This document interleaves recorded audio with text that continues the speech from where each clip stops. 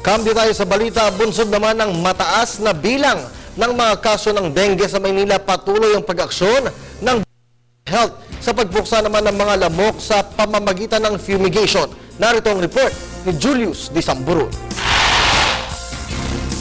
Nasa hindi bababa sa 4,000 kaso ng dengue ang naitala dito lamang sa Kamaynilaan nitong unang 6 na buwan ng taon. Base ito sa mga tala ng ilang health units sa lungsod na kung saan nasa hindi hihigit sa 25% ang pinakamataas na bilang ng kaso nito. Dahil sa layo ng Department of Health na tuluyan ng masugpo ang dengue, ay nagsasagawa sila ng ilang programa gaya ng anti-dengue spraying and disinfection na noong una ay sinimulan sa ilang terminal ng bus at mga paaralan. Ngayon naman pati sa mga simbahan. Pinangunahan ng ilang mataas na opisyal ng kagawaran, lokal na pamahalaan at ng simbahan ang nasabing aktibidad na sinimulan sa Basilika ng Nazareno sa Quiapo sa lungsod ng Maynila at sa pagsapit ng gabi. Imbes na magpahinga ay gising na gising sila para maglinis ng paligid.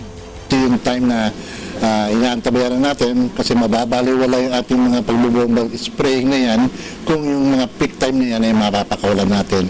Ngayon dito kasi may special yung ginagawa dahil nga ito lang yung time na available yung area.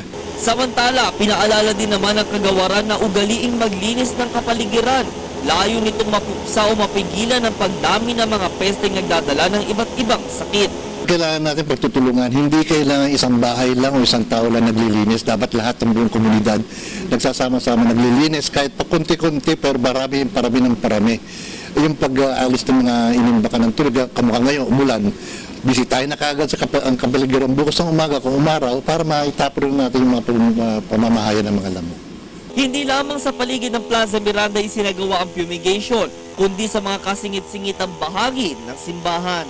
Ito yung bahagi ng Quiapo Church na kung saan makikita natin ngayon na isinama na rin ito sa defogging para nga maiwasan yung pamumugaran nito mga dengue carrying mosquitoes na kung saan nga dahil parating nagsasagawa dito ng misa ay para maiwasan na maapektuhan o magkasakit o magkaroon ng dengue itong mga pumupunta dito lalo na yung mga deboto.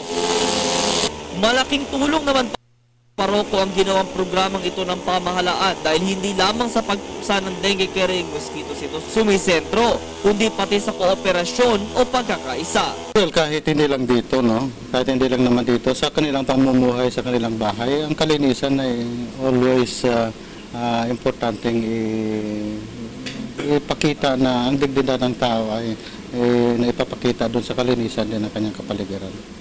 Ngayong panahon ng tag-ulan at kasabay ng ating mataimtim na pananalangin ay ang siya naman nating pag-iingat mula sa anumang sakit.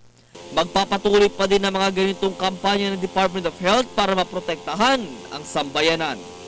Para sa Telebisyon ng Bayan, ako si Julius Disamburu.